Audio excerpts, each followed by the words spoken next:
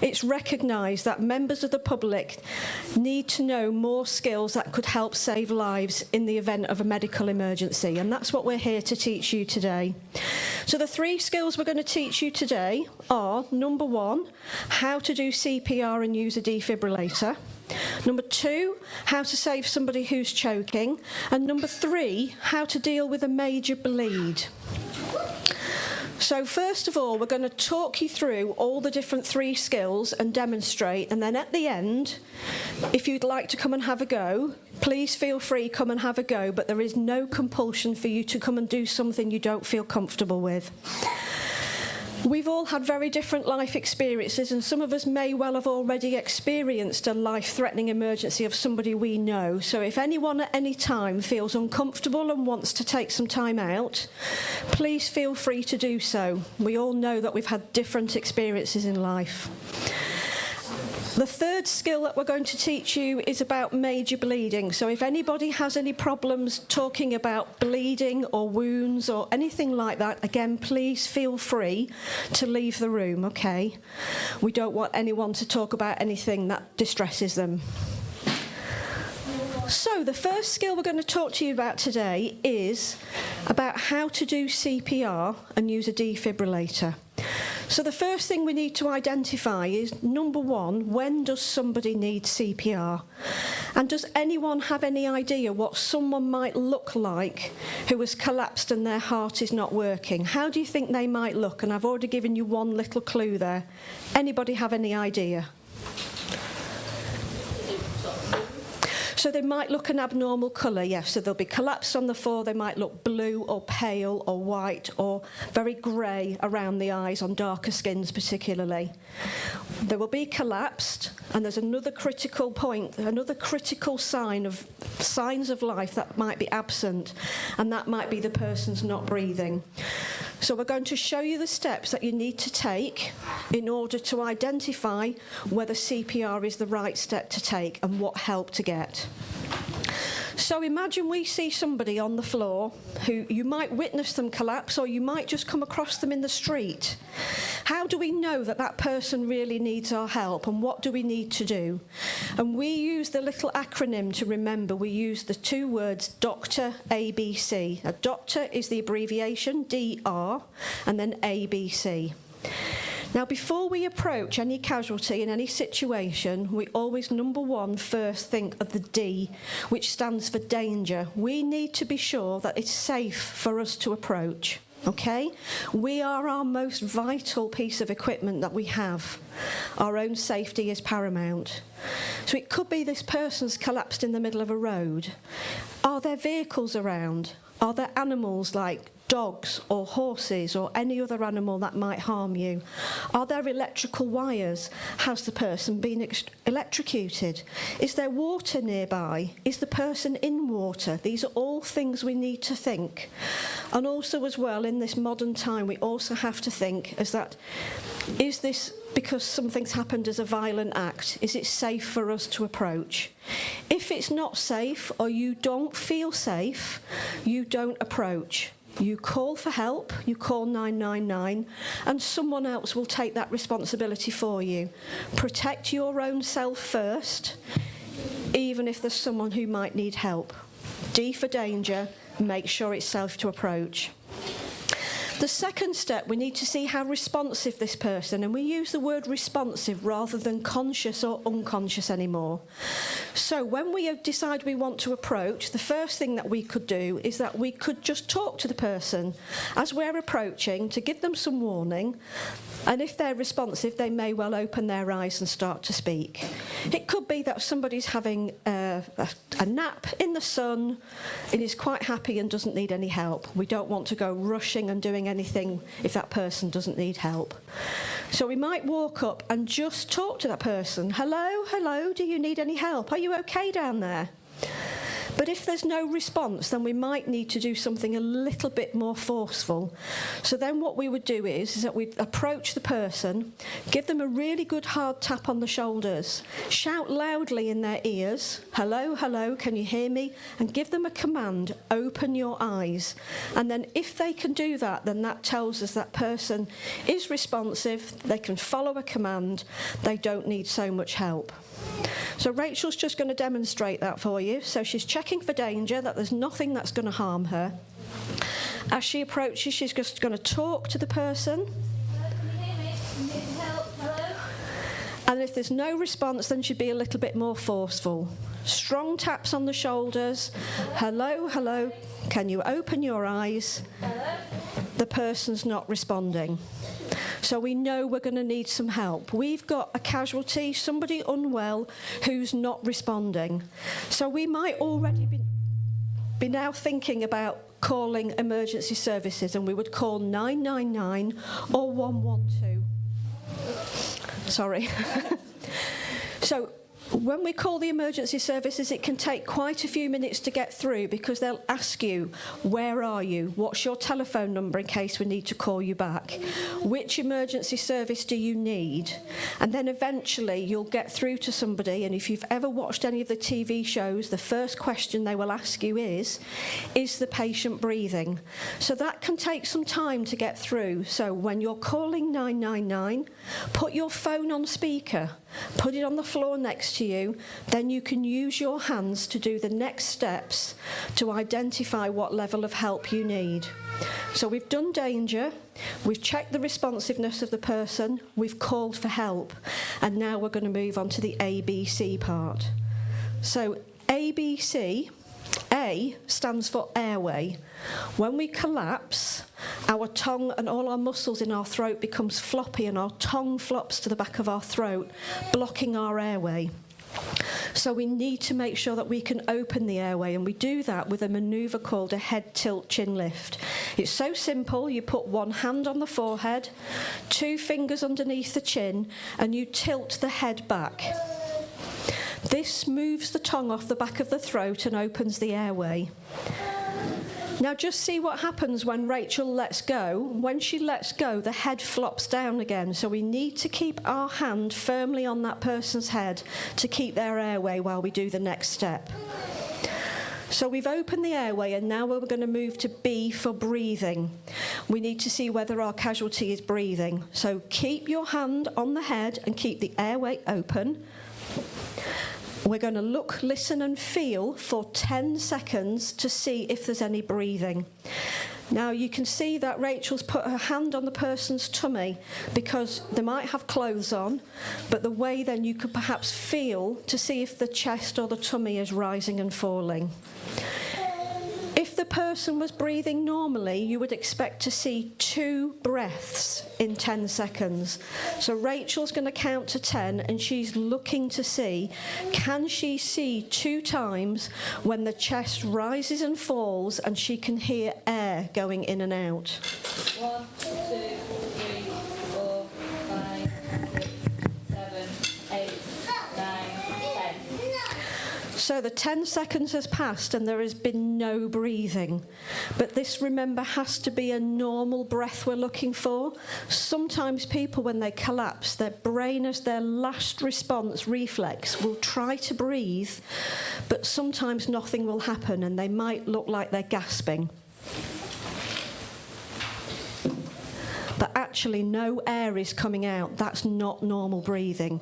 If you see that gasping look, then that means that the person is not breathing normally, and you move on to the next step. So by this stage, hopefully you've then got through to the part when you talk to the ambulance service and they say to you, is the patient breathing? And at this point, you've identified that they are not. So then you would say, no, they're not breathing, and you need to move on to the C part of the ABC, whilst the call handler is getting you help. The C stands for chest compressions, and this is the bit that is most vital. We need to, as soon as we can, when we identify that somebody is not responsive and not breathing, we need to start chest compressions as soon as we can to get the heart pumping again, to get blood to the brain. The way we do this is very simple, is that we start off with one hand with our fingers outstretched. We then interlock our fingers over the top. I'll just raise your hands up slightly so people can see. And then we put our hands in the middle of someone's chest, in the middle of their breastbone, level with their armpits. Keep your arms locked straight and tight and your weight over the person's body, and we press hard and fast, 100 to 120 times a minute. And that's at a rhythm, 1 and 2 and 3 and 4, 1 and 2 and 3 and 4. You need to keep chest compressions going until help comes, okay? The highest category call for somebody in a cardiac arrest whose heart is not working is 8 minutes. So you could be waiting for 8 minutes for an ambulance to arrive, okay? So you're going to need some help. If there are other people around you, you're going to need to call them and get help, because doing chest compressions for any number of time is very hard work, okay? So you might need to call bystanders. They might not know what to do, but you could just simply say, copy what I'm doing. I want you to put your hands where my hands are. I want you to take over in 3, 2, 1, go, and then you stop and the next person takes over. Okay? So that's how we do chest compressions. Do you want to just demonstrate again, Rachel, for me? Open fingers, interlock the hands of the other, in the middle of the patient's chest, press hard and fast, 100 to 120 beats per minute. Keep doing chest compressions till help comes. Okay, Rachel, just rest, it's hard work. So the second step that the call handler will tell you is there a defibrillator nearby? Now, you might be in a building or somewhere where there is one already in the building. They're in supermarkets, they're in doctor surgeries, they're in libraries, gymnasiums, swimming pools, they're in the street in big yellow cabinets. The call handler will tell you if there is a defibrillator nearby, and you might need to get someone to go and get that for you. But they will need to phone 999 as well and speak to the call handler to get the code to open the cabinet, because in public spaces they are locked. So that'll be what you can send one of your helpers to do. So in the meantime, one person or a couple of people are doing chest compressions, and then we need to get a defibrillator. And hopefully we can use that defibrillator before the ambulance service arrives, because the quicker we can get this heart restarted, the quicker the person has got a chance of surviving, and surviving well. The one with the yellow sticker on the back, yeah.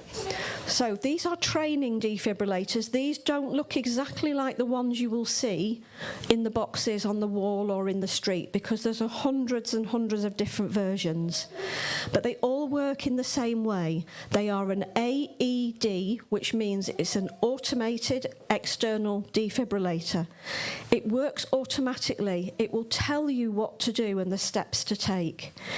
E stands for external, because you put some pads on the outside of the body to defibrillate, which is give a shock, which will help the heart to start functioning normally again. So this is one example. We've taken the batteries out of this one so that we can talk, because otherwise it will just keep talking to us, okay? So no lights are lit on this one at the moment, but when it opens, all the lights will flash and the machine will start to talk and tell you what you need to do next. You can see, importantly, there's a big red button with a heart on it, and that's the important button that you need to use if a shock is advised. Some of them will have steps 1, 2, and 3. Some will have pictures that light up to tell you the order, but they all work in the same way. The first thing the machine will do, it will tell you to stay calm, because it's quite scary, and make sure you've called for help, okay? Then it will tell you to open the pads and apply these to the patient's bare chest. Now, our dummy here on the floor hasn't got any clothes on, and most people out and about will have clothes on. So within the box, there will be a big pair of scissors that you might need to cut clothing. Okay, and bear in mind as well that if this is a lady that's collapsed, you might need to cut her underwear. You might have to cut her bra, okay? So you take the pads out of the packet, and there's a picture on each pad which tells you where the pads need to go. So you'll take one pad off, and in real life, these are really, really sticky, okay? Ours are not so sticky because they've been used a lot, but in real life, they will be really sticky, brand new pads. The first pad we apply on the top of the right-hand side of the chest up here. Just be careful if there's long necklaces, just move them away. We don't want to get necklaces underneath the pads if we can, because they might conduct some of the energy from the shock and just give you a small burn. But don't worry if you can't manage to do that. A small burn in the scheme of things is nothing to worry about.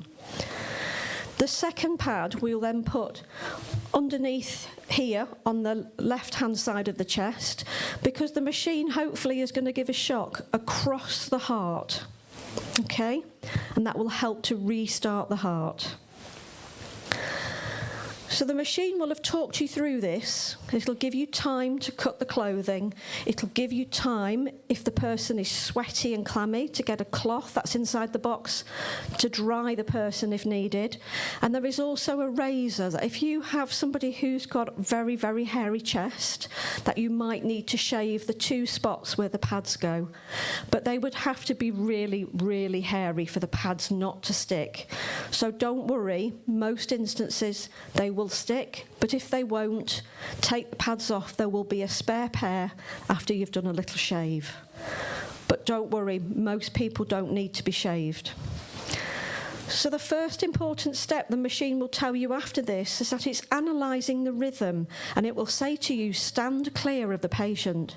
So you have to be really loud and clear and assertive and tell people to stand clear. Stand clear. What the machine will look to do, it will look to see what the heart is doing. And what we hope is that the heart, although it's not pumping properly, has got a little bit of electrical activity. And if it has, the machine can shock it and it will reboot it like rebooting your computer. So it will give the shock, it will stun the heart to stop, and then hopefully the heart will then to restart in its normal rhythm. So this is what we're hoping the machine can see. And the machine will detect whether it can see that and will tell you, and if it does, it will say shock advised. Okay? The machine then will flash that big red button with the heart on it, because that's the button you need to press to deliver the shock. But before you do, the machine will also tell you to make sure that everybody is standing clear. So again, loudly and clearly you say, stand clear, do not touch the patient. If someone is touching when you press that red button, then that person could also get an electric shock. Then you have 2 casualties. You've got twice as much work and you've only got 1 defibrillator. Okay, so remember, keep safe, stand clear, and then when you're happy that nobody is touching, you can then press that red button and deliver a shock. If you've seen this on any of the medical programs, you'll see that the person will jerk as the shock's delivered. And then what we need to do is to restart doing some chest compressions. Because even if that shock is successful, it takes a while for the heart to get back to normal again. And we carry on doing CPR. Okay? The machine will check every 2 minutes to see whether a shock is advised again. So every 2 minutes, whilst you're still doing CPR, after 2 minutes, the machine will tell you, analysing rhythm, stand clear from the patient. And again, you will have to get people to stand clear. It will detect whether it can see any electrical activity. It will tell you shock advised, stand clear of the patient, and it will get you to press the button again. All the time then we continue CPR until help comes. Sometimes what can happen, though, is that the machine will analyse. We said we're hoping that the heart is doing this with some activity, but sometimes the heart actually is just stone dead. There's no electrical activity. You need a paramedic to give advanced drugs to the person to stimulate some activity before a defibrillator would work. So in that situation, the machine would say, no shock advised, return to CPR, and you need to keep doing chest compressions until help comes and that paramedic can give those specialised drugs to take the next steps. So either way, you could be doing CPR for 8 minutes. So this is why you've got to try and get some help, okay? The machine won't allow you to shock if it's not necessary, as long as you make sure that no one else is touching the patient when it analyses the rhythm and when it tells you that a shock is advised. The machine is very simple to use. Even children can use it, and children have used these successfully, okay? We'll run through this sequence and show you, and then afterwards, if you want to have a go, you can come and have a go. But does anyone have any questions at this stage? Does that seem clear and straightforward to everyone? One question. You know, initially when you said clear the airway, so when you let go again, does it not clear the airway? At that point, clearing the airway is to identify, so sorry, the question, if you didn't hear, was that what happens when you let go? Is that clearing the airway is to check, is the person able to breathe? Once you've identified that that person's not breathing, the most important stage then is to do the chest compressions. The airway will flop back a little bit, but it's been shown that actually doing some CPR, a little bit of air will transfer in and out as you're doing that chest compressions. So it's perfectly fine to let go of the head. And you may have noticed that nobody's mentioned anything about mouth-to-mouth yet. Yeah. So when COVID first started, the resuscitation guidance said to not do mouth-to-mouth, okay? But they're reintroducing mouth-to-mouth. But remember, what was the very first step was D for danger. If this was somebody that you knew and felt happy and capable to do it, you could do some mouth-to-mouth. But if this was a stranger, would you feel happy and comfortable to do that on a stranger with no protection? D for danger, protect yourself first, okay? Mouth-to-mouth is quite difficult. People often struggle to do it effectively.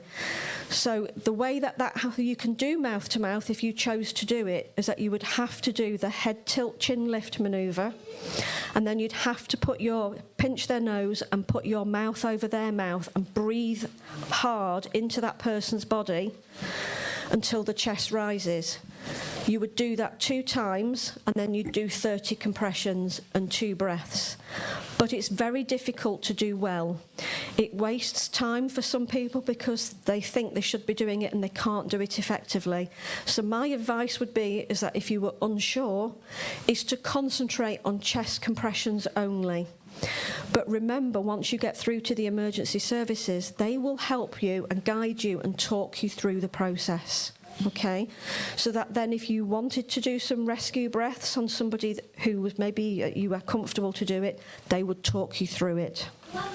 Also, the 30 compressions and the 100 to 100 per minute, is that equivalent or?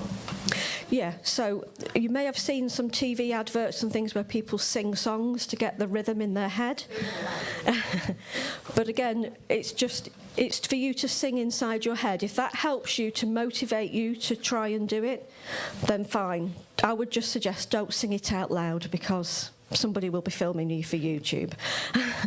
But again, the call handler on the end of the phone will talk you through it, and they will count for you. They will give you a rhythm to tell you how fast to go. 1 and 2 and 3 and 4, and they will help guide you. Okay? The person there on the phone will always be there to help you. Okay? Yeah? Very good question.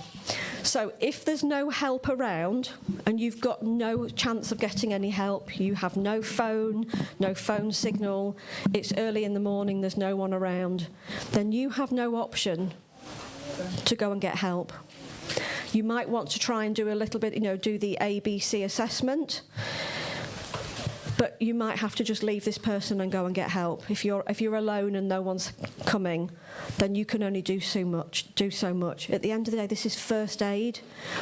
We can only do as much as we can do. Okay? So is that your live? Yeah. So we'll just run through that, and then we'll show you the defib when it talks to you and talks you through the steps. All right. You go ahead to use the AED if it's raining or if the area is wet. Obviously, if they're in a lot of water, you might need to think about moving them to somewhere else. Because again, remember the D for danger, it's got to be safe for you to be there. Now, if that means you've got to move that person out of some water, if they're in a big puddle, then yes, that's quite right, you would need to do that. But if it's just a little bit of gentle rain, just put your pads on and go, because the pads have got really good contact with the skin. And as long as nobody else is touching, then that should be fine. Okay, so we've seen somebody collapse, we've checked for danger, we've talked to the person as we've approached. Oh, we'll just whiz through. We've checked their responsiveness, they're not responding, we've started calling for help, we've put our phone onto speaker, we've opened the airway, and then we're going to check for breathing for 10 seconds. Imagine we've counted to 10, 8, 9, 10, the person's not had any breathing, we tell the call handler that the patient's not breathing, and we start chest compressions. Hands in the middle of the chest. So imagine somebody has just brought Rachel a defib and the defibrillator, and somebody else is doing CPR, because I can't let go while I'm talking to you. So she'll open the box, and as you can see, it all lights up because this one is a functioning training defib, but in real life the machine would then start to talk to you. Move square package from lid of AED. So you might not be able to hear it too well here. Completely from blue plastic. Peel one of the white pads completely from blue plastic.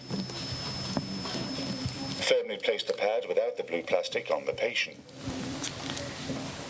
Next, peel second white pad from blue plastic. Firmly place the second pad on the other location. Firmly place the second pad on the other location. Do not touch the patient. Analyzing rhythm. Stand clear. Shock advised. Do not touch the patient. Stand clear. Press red flashing button to deliver shock. Shock delivered. Start compressions. It's as simple as that. Press, press, press, press, press, press, press, press. So the machine there, as you heard, then started to give a count. You're saying press, press, press. But different machines are very different, and again, your call handler will talk you through it. The bit at the beginning seemed to take quite a long time, but remember, you've got to cut clothing off. You've got to get the clothing out of the way, dry the chest if the person's clammy. And remember, if this is a female, if this is a lady, if she's got a large bosom, you need to put the pad on the skin underneath the bosom as well, okay? So it's got contact with the chest. Please don't be afraid to do CPR and resuscitate a female if you're a gentleman, okay? Women often don't get resuscitated enough because people are frightened of being accused of not doing the right thing. So I would just say is that if you've got people around you, or even if you haven't, talk out loud what you're doing and explain so that people around you know what's happening, okay? It can be quite frightening in that situation, so often I will talk out loud to myself what I'm doing, helps me remember what I'm doing, but it also reassures everybody else that the steps I'm taking are actually to help this person. So it might well be, I'm really sorry, my love, but I just need to cut your clothing to get these pads on to help save your life. I've just got to put this pad on your chest down here because this is where the pad's got to go. Just simple things like that, talking out loud what you're doing so that bystanders understand what's happening. Has anyone got any questions about... Can we use it on children? You can use this on children. Now, the differences with children is that in an adult, normally, they have a problem with their heart, and that's usually because they're older, they've got heart disease, there's some undiagnosed heart problem. Children and babies don't usually collapse with heart problems, but with children, they can do rarely, okay? And that's usually because they've got an undiagnosed heart problem that they then might collapse maybe during sport when their heart is put under pressure. The only difference with a child, and a child is someone under the age of 12, is that because it's usually a breathing problem, we say start with 5 rescue breaths. If you feel capable and able to do it, head tilt, chin lift, pinch their nose, mouth over their mouth, blow 5 times, then start chest compressions. But because they're smaller, we just use one hand.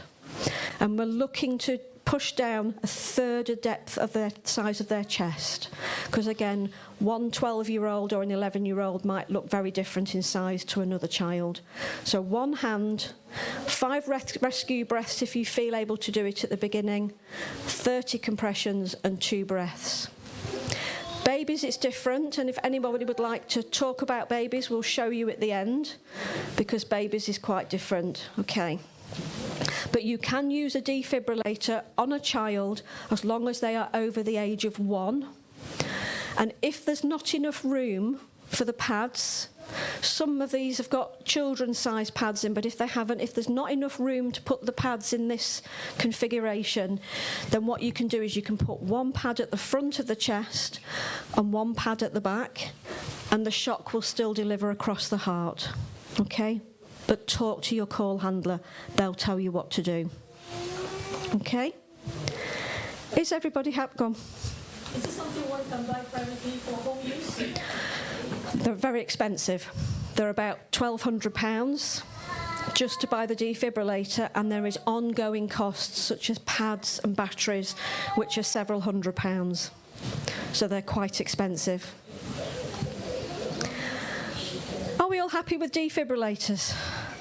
You've learnt one way to save a life. Go on. Yes, you would apply pads to a pregnant woman in exactly the same way. Okay, and congratulations, you're the first person to have ever asked that question, so well done. So, yeah. So yes, you would still administer pads, do everything in exactly the same way. The only thing that the call handler might tell you to do is to roll up a coat or a cushion and put it under the hip, the left hip of a pregnant woman, just to push the weight of the baby across to help the circulation. But your call handler will tell you what to do. If it's a woman who's heavily pregnant, tell the call operator. So thank you for that question, well done. I'll just take a deep breath. So, please, yeah, that'd be great, thank you.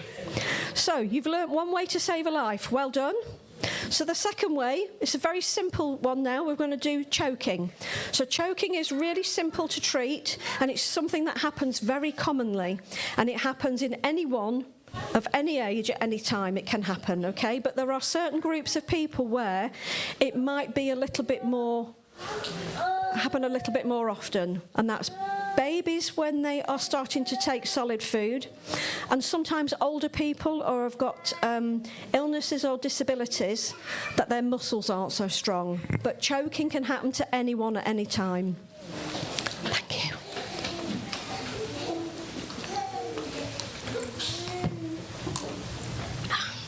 So, has anyone here ever choked or helped somebody already who's been choking? This is quite common. I've seen some nods. It's quite scary when it happens to you, but it is easily treated. So how do you think somebody might look if they are choking? Anybody shout out if anyone's got any idea? Are we quite happy and relaxed? No. So they might look panicked. That might be the first sign. They might look a little bit panicked. They might hold their neck. They might look like they're trying to cough. But if they have blocked their airway, they will be silent. They won't be able to make any noise, okay? Sometimes, though, people, when they're out in public, we can sometimes be a bit British and not want to make a fuss. So sometimes we'll get up from the table and walk away quietly because we don't want to embarrass ourselves. That's not a good idea. My husband did this, and he should know better because he's a doctor. He once left the table in a room full of doctors because he started to choke and went outside very quietly on his own, but luckily managed to cough the lump of food out and didn't need help. So if you see somebody leave the table who it doesn't look quite right, then the critical thing is to just check. And the way that we can definitively check whether somebody needs help is that we ask them, "Are you choking?" And they will probably say yes. If you can hear any noise at all, that means a little bit of air is getting in, and encourage them to cough. They might be able to get enough air behind that obstruction to cough it out. But if they can't cough it out, then we're going to try and slap it out. So Rachel's going to demonstrate, and what you need to do is that you need to lean the person forward, but just first of all, make sure they're not leaning over your dinner. Okay, move them away from the table, because if then the object comes flying out, then that's your meal ruined, and that will ruin the rest of your day. So lean them slightly forward, but support that person's body weight, because you're about to give them a really hard slap on the back. And what we're aiming to do is to slap the person hard between the shoulder blades. Okay, but warn them. A really hard slap. Okay, I'm going to slap you. As hard as that. Now, if it's somebody who's really quite big, you might even need to go harder. Now, try this up to 5 times. But remember, if it comes out in the first one, we stop. We don't keep hitting them, even if we don't like them. Okay? So try up to 5 slaps. If that doesn't work, then we need to try and squeeze it out. And what we do then is we do what we call it an abdominal thrust, or what we used to call the Heimlich manoeuvre. So you're going to stand behind the person and put your arms around them. You're going to make a fist, and you're going to put your hand in this soft bit here, this little triangle at the bottom of your ribs. You're going to put one hand there, then you're going to circle your hand around and take hold of the hand together, and you're going to pull sharply in and up like the letter J. In and up, like that. It's quite difficult to demonstrate on a dummy, but we'll let you have a go. In and up, and again warn them that you're about to do it. And a little tip is to make sure that their head is not right in front of your head, that your head is slightly to the side, because as you pull, the head's going to go back and it might bash your nose. Okay? So we've identified, are you choking? They've tried to cough it out and that hasn't worked. We've given 5 back slaps to try and slap it out. That's not worked. And then we've tried 5 abdominal thrusts and that's not worked. So at this point, if we haven't already called for help, we need to do that. We need to call 999. And when the operator asks you, is the person breathing? You need to say no, because they're choking. Okay? And then what we do until help comes is that we just keep going in a cycle. 5 slaps, 5 thrusts. 5 slaps, 5 thrusts. Okay? But remember, it can take up to 8 minutes for help to come. So what do you think might happen to the person if they can't breathe in 8 minutes? They're going to collapse. So you need to be prepared to do your chest compressions like before. But just check that when the person collapses, sometimes the muscles relax and that obstruction becomes loose. So you could try rolling them onto their side to see if that obstruction will then flop free. But go back to your A, B, C and be prepared to start chest compressions. And remember, if that happens, you need to tell your call handler that something has changed and that the person has now collapsed, okay? Because if help wasn't already on its way, they will have escalated the call if they haven't understood the severity. Just to remember, though, is that sometimes, especially in this time of crisis with the ambulance service at the moment, is that if ambulances are in short supply, there are other emergency services out there who are trained to help in medical emergencies. Okay? Things like defibrillators are carried by police cars. So don't be surprised if sometimes the first help, the closest help to you, actually might be a police officer. Okay? They are all trained in first aid, and they will help you until the ambulance team get there. So that's choking. If anybody wants to learn about choking in babies, we can show you that afterwards, because there's quite a lot of young children around. In children, it's exactly the same, but obviously you're going to have to modify how much force you use. You're going to have to use less force for a child, okay? And again, reassure them and explain what you're going to do. Babies are a little bit different, and we can show you that afterwards, okay? But the golden rule is that if you've had to do abdominal thrusts on someone, so if you do the thrust and the food comes out and they're fine and they've recovered, they still need to go to hospital to get checked, because you can actually damage something inside with a very forceful thrust. If they've recovered from their choking incident, they don't need to go by 999. You can just make your own way to hospital and just explain that you've had an abdominal thrust and you just need to get checked out, okay? But it's not a 999 emergency. Anybody got any questions then about choking? Good, that's a simple, easy one. So you've now learnt 2 ways to save a life, okay? So, the third one. This is about managing bleeding. And as I say, if anybody doesn't like talking about blood or anything, please feel free to leave the room now, because I have been known to make people faint. Okay, so if you had an accident in the home, or you found something outside, just a simple accident where you'd cut yourself. Sorry, you have a question?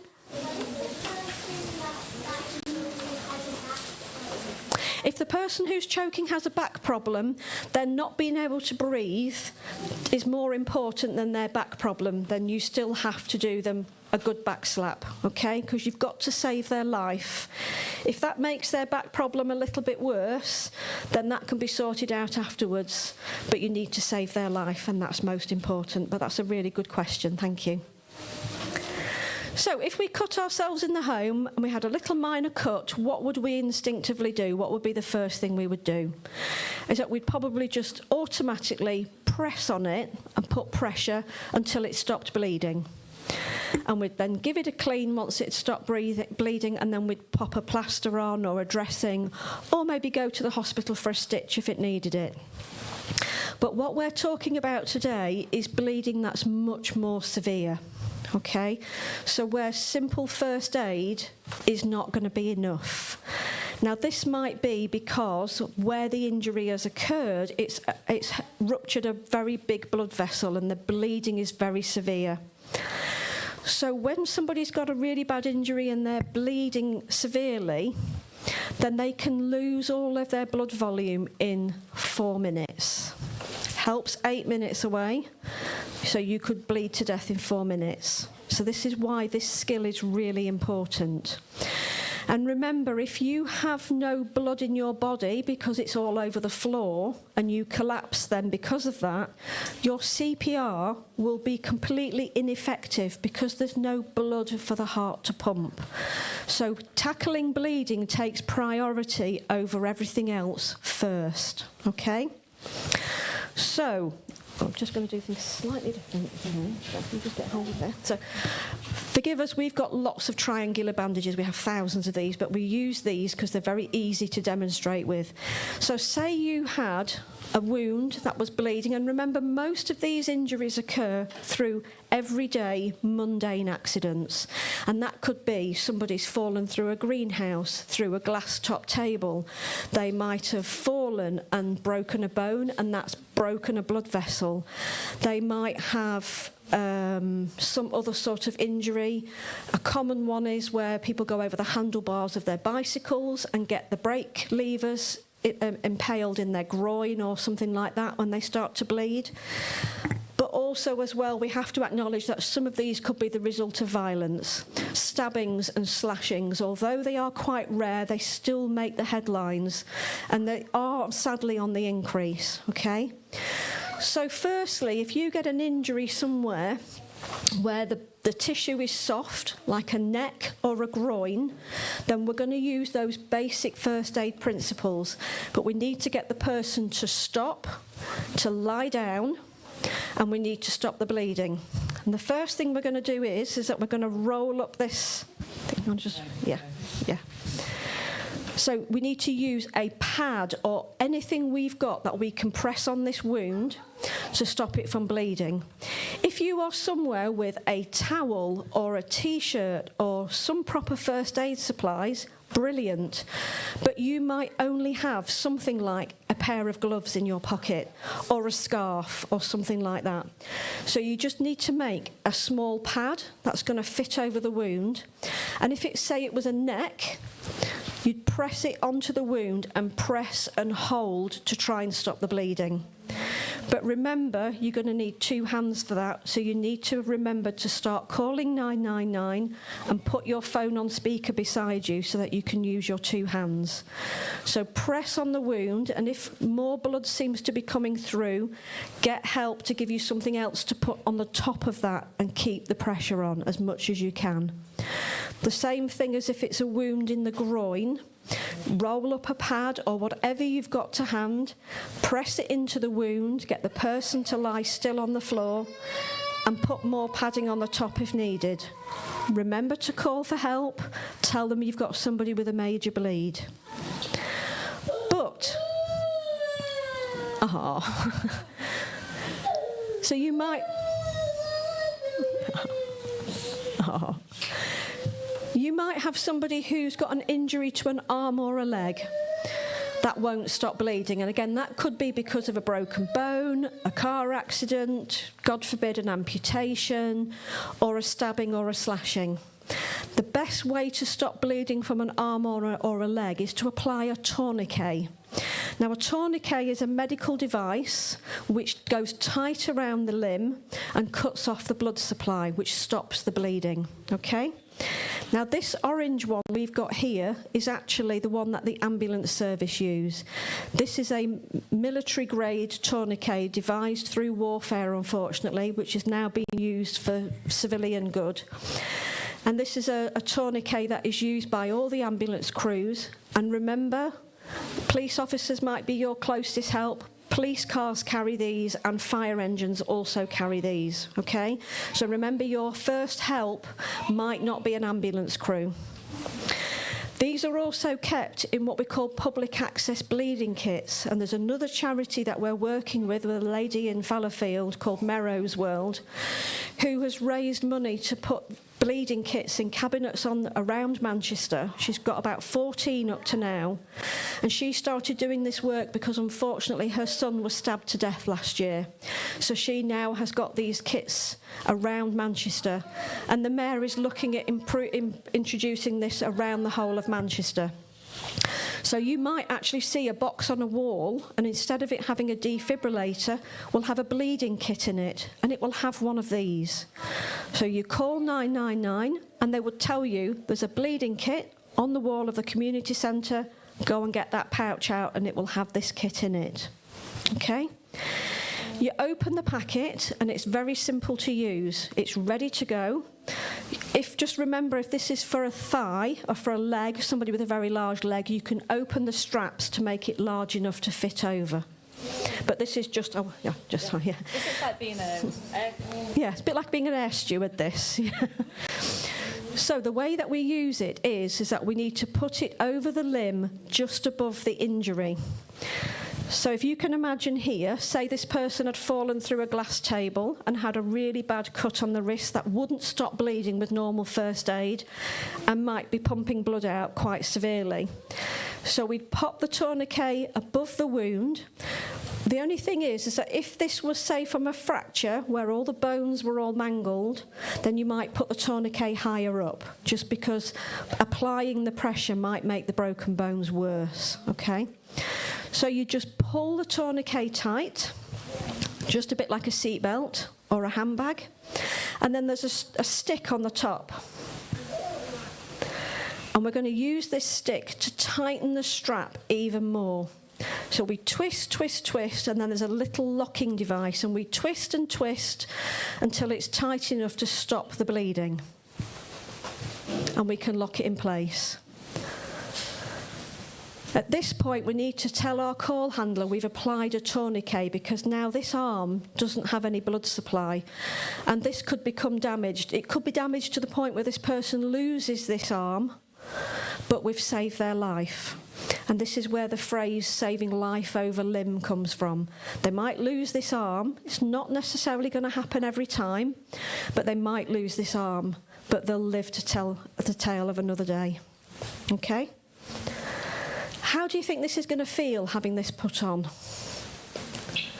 It's going to hurt. Okay? So you've got to say to your casualty, you've got to reassure them, buddy, I'm really sorry, you've got to grit your teeth, this is going to hurt, it's going to be really tight, but I need to stop this bleeding, okay?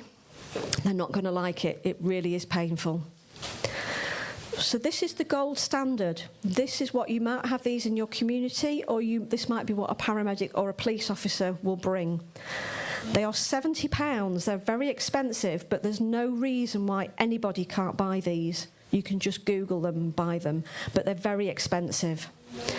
As an alternative, St John with another charity have launched this device called a tourniquet. This is a device that's made to take the place of that orange tourniquet. That's £70, that's £7. You just Google tourniquet. So it sounds like a tourniquet, but you can put it on a key ring. And it's got the straight bar that we're going to use exactly the same way as the other one. And then this little kinky bit here is to lock it in place.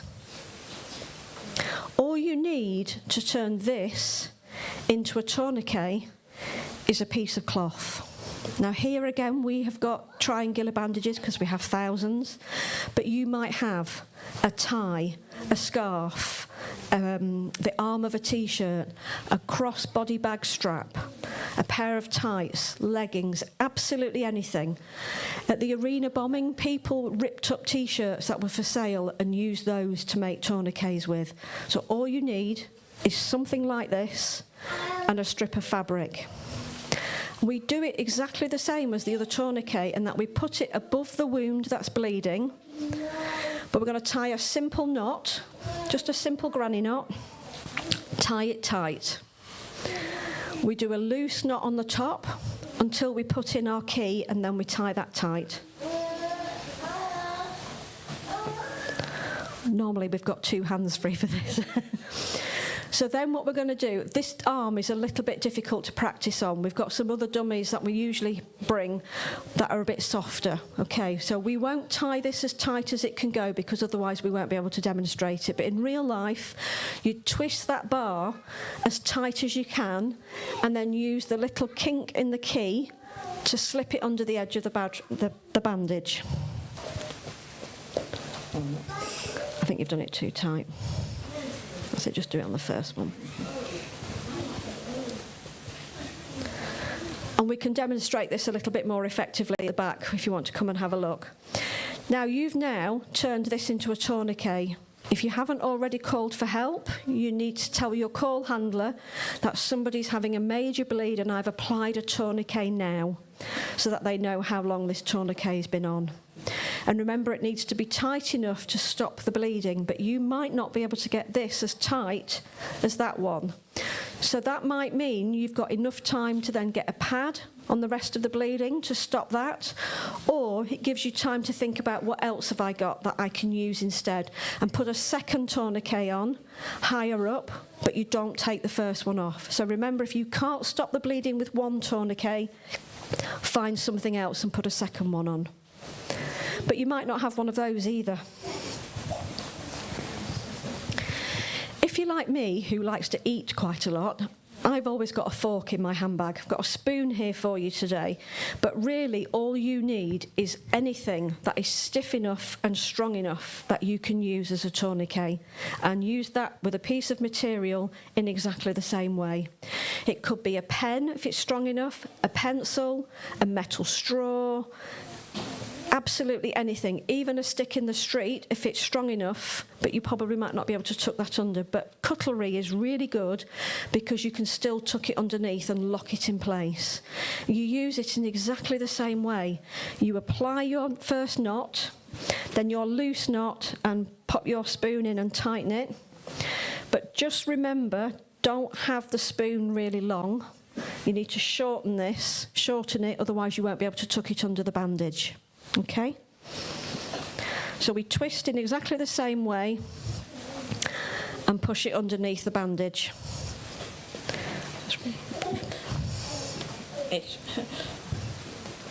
Here, do you want to hold the microphone now? Sorry. Twist. Push the spoon under the bandage. Again, it's hard on an arm that's not attached to a real person. And then you tuck it under. So then your hands are free, that if you haven't already called the emergency services, you can do that. You can do so. Okay? It's about thinking, what have I got with me today that I can use if somebody is bleeding? Okay? But you might not have one of those either. If you have nothing at all, then you might even just use a belt. But if you use a belt and pull it tight, you can't let go. Because every time you let go, the person's going to carry on bleeding. And remember, you can bleed to death in 4 minutes. So if you use a belt, you've got to hold tight. So make sure your phone is already on speaker so that you don't then have to use your hands to phone. I've even seen people just twist clothing. Absolutely anything that you might have to try and stop the bleeding. Or you might have something else nearby. You might even just have a rock or something in your bag, you know, like a bottle of gel or a lipstick or anything like that you might have with you that you could use in place. And that's just something that you can use to get a grip, to tighten it, but you can't then let go. So you can twist, twist, twist, just use anything you have to hand to create that tourniquet, but you can't let go, because every time you let go, that person's going to bleed. Okay? So it's just about thinking about, what have I got with me that I could use?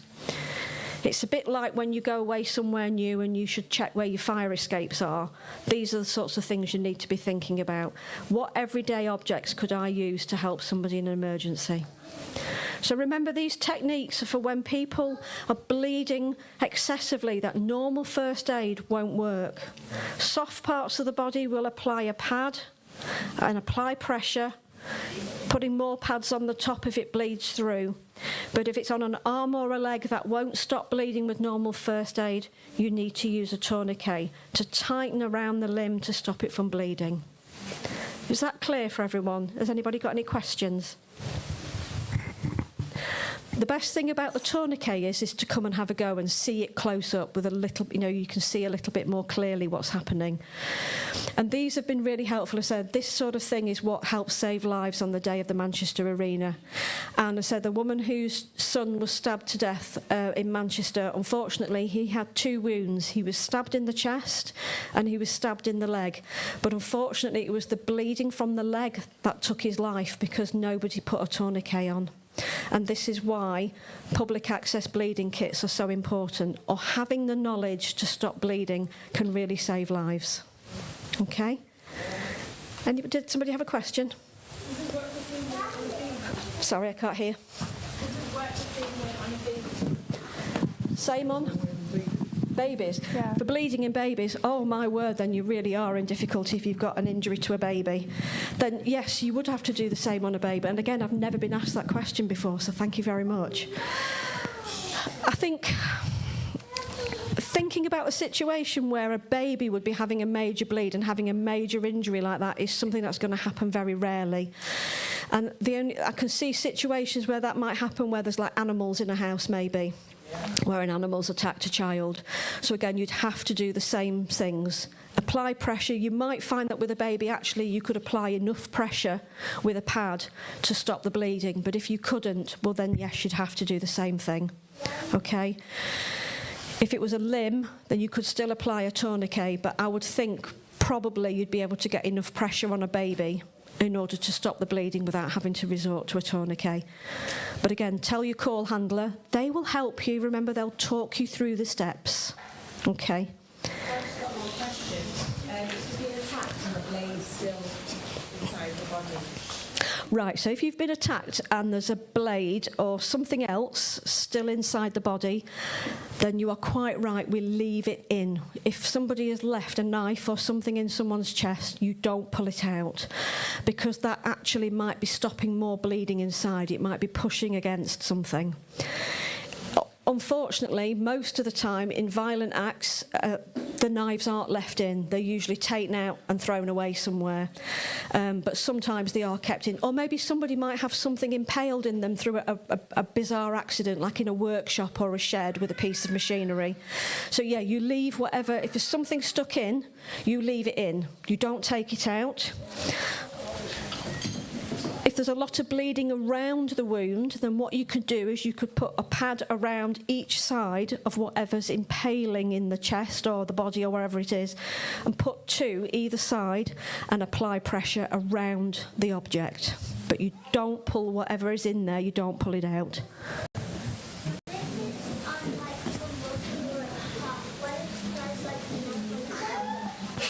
So what happens if there's a knife in the muscle of the heart? That's a bad one. Again, if the knife is still inside, you don't take it out, okay? That's a really, that's one of the ultimate danger situations, and then you're going to need extras. I mean, you're going to get help anyway, but you're probably going to get a helicopter crew and a doctor who are going to be able to do emergency surgery at the roadside. That's a very serious situation. But most people, we don't know. We can only tell the call handler where the wound is, and that will help them to identify what sort of help that you need. So if you can see a stab wound that looks like it's over the heart, then if you tell your call handler, then they'll know to be thinking about the next steps that need to be taken. So thank you very much. Anybody else got any questions? Just want to ask this question before we go for the practical. What do you advise as the minimum first aid kits material that every family should have? The most important piece of equipment when it comes to first aid for a family or any person is knowledge, okay? Without the knowledge, the equipment is meaningless. So by being here today, you've taken that first step. You've learnt some basic skills. At St John Ambulance, on our website, we have lots of little videos and lots of materials so that if you want to learn more, then you can look at those. It's sja.org, and we also have apps on phones. We'll always come out, we'd be very glad to come out and do more first aid talks for you in the future. But I would say the most important piece of equipment is knowledge. The second thing is to have some basic first aid supplies in your home. Just have something, either buy a first aid kit or put some things together where you've just got something to clean a wound, a pad, a triangular bandage. Helpfully they've got one there. Organisations like St John do sell them, but you can get them at any organisation. You can get them off the internet. But as I said, the most important piece of equipment is knowledge, and you've done that today. You've learnt 3 ways to save a life. You've learnt how to use a defibrillator and do CPR. You've learnt how to do choking, and you've learnt how to treat somebody having a severe bleed. So well done, and thank you very much, everybody, for staying today.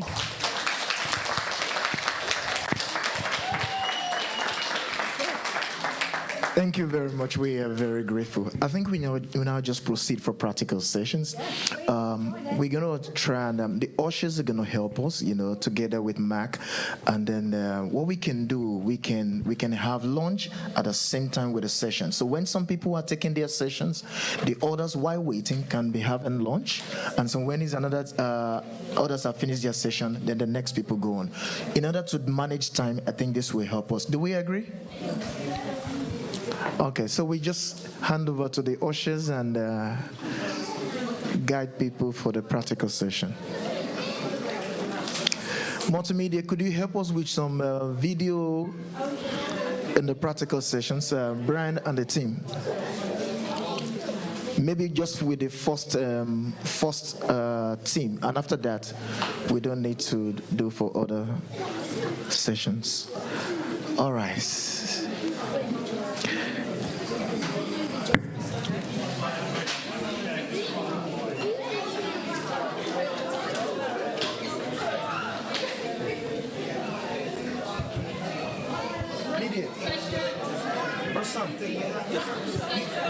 The speaker stuff, you can be packing this. Okay.